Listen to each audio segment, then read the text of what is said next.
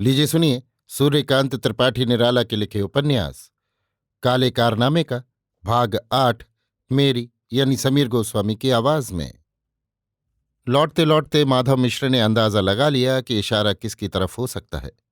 यमुना प्रसाद ने बनावटी स्वरों को सहज बनाकर कहा, सरकार का काम सरकार ही जाने। माधव मिश्र मन महसूस कर रह गए। जानते थे कि गांव के चौकीदार सधे हैं, इन्हीं के जोतदार हैं।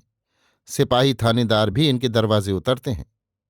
जब घर के पास आए, यमुना प्रसाद ने कहा, रात 12 बजे आकर हमारी सीढ़ी उठा ले जाना, हम इसी जगह डाल देंगे। कह देंगे कि घर चू रहा था, मिट्टी लगाने के लिए सीढ़ी निकाली थी, दिन भर मिट्टी दबाई गई थी। तुम ये ना कहना कि सीढ़ी तुम ले गए हो, सिर्फ शोर मचाना।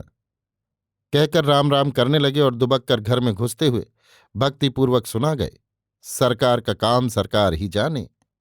मिश्र जी भलमनसाहत के कारण मंजूर करते हुए दुबक कर 16 आने में 1 आने रह गए। अपना जी लिए हुए घर गए और औरतों को समझाया, कहीं दीवार न सुन ले, सरकारी काम है, पिछली रात चिल्लाना है, आधी रात को हम बाहर जाएंगे और लौट आएंगे, नहीं तो मर्जाद न रहेगी, और बहुत कुछ करना होगा, लो समझाए देते हैं। एक कोठरी का ताला खोल दिया, बक्सों के ताले तोड़ डाले, भीतर का सामान उठाकर दूसरी जगह हिफाजत से रख दिया। लौटकर औरतों से कहा, ये बातें हैं, नहीं तो मर्जाद न रहेगी, कैद भुगतना होगा, और भी बेइज्जती हो वो थोड़ी। घर में त्रास का वातावरण फैला, सिसकते हुए भी सबके मुंह बंधे रहे। इस परिवार में रोटियां शाम को ही खाली जाती हैं, जिससे चिराग का तेल बचे। साधारण मजे में है, प्रतिष्ठा झूठी पड़ जाने पर भी बचाए रहने की सूरत में रहते हैं। लड़के सो चुके थे, औरतें मसान सी जगती रहीं। 10 बजा, 11 बजा, 12 बजा। माधव मिश्र दबे पैर उठे और आवाज न हो, आहट न मिले, ऐसी सावधानी से दरवाजा खोला और बाहर निकले। जमींदार की दीवार की बगल रखी हुई सीढ़ी उठा ली और उसी कोठरी के सीधे पिछवाड़ी लगा दी। फिर वैसे ही दबे पैर लौट कर लेटे। सारी रात सांसत में पार हुई।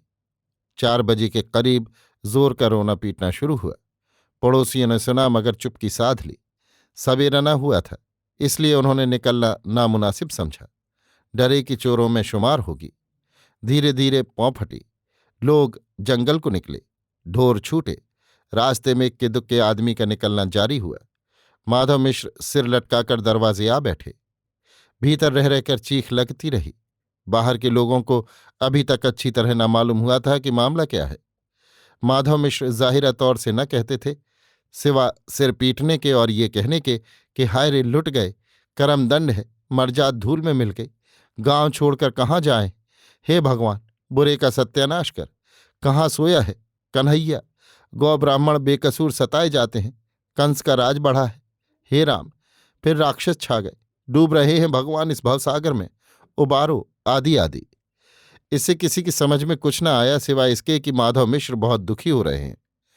भेद खुलेगा इस डर से लोग मुंह छिपाए इधर उधर घूमते रहे। औरतों में कानाफूसी होती रही। आदमी मक्कार है, ये सब लोग जानते थे।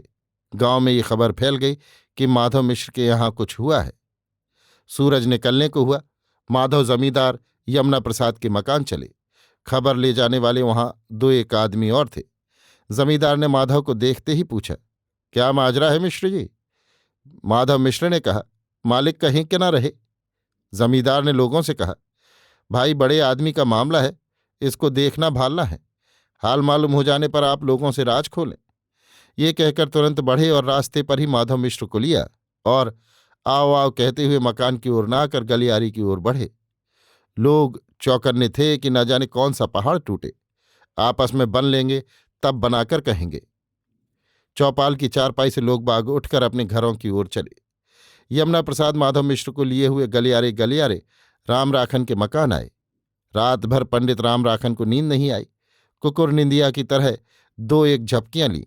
बाकी सारी रात इसको फांसने और उसको खोलने में बीती। धनी वर्ग की आमदनी का उपाय देहात में यही है। कौन परदेशी है, कितना कमा लाया, कौन किसान आलू या गन्ने की खेती से 200-400 रुपये जोड़ चुका, कौन दुकानदार अपने व्यवसाय में फायदा उठा रहा है, ये लोग पूरी जानकारी रखते हैं। उनके घरों के जवान बेटी बेटों पतोहू और दामादों को फंसाकर, रिश्वत ले लेवाकर या मुकदमे लड़वाकर या गवाहियां दिलवाकर अपनी जेब भरते हैं। रामराखन दातुन कुल्ला कर चुके थे। दरवाजे पर पानी सोखने का दाग बना था। यमुना प्रसाद और माधव मिश्र को सामने की दूसरी चारपाई पर बैठा ला। यमुना प्रसाद ने कहा, काम हो गया। अभी आप सुन रहे थे सूर्यकांत त्रिपाठी निराला के लिखे उपन्यास काले कारनामे का भाग 8 मेरी यानी समीर गोस्वामी की आवाज में।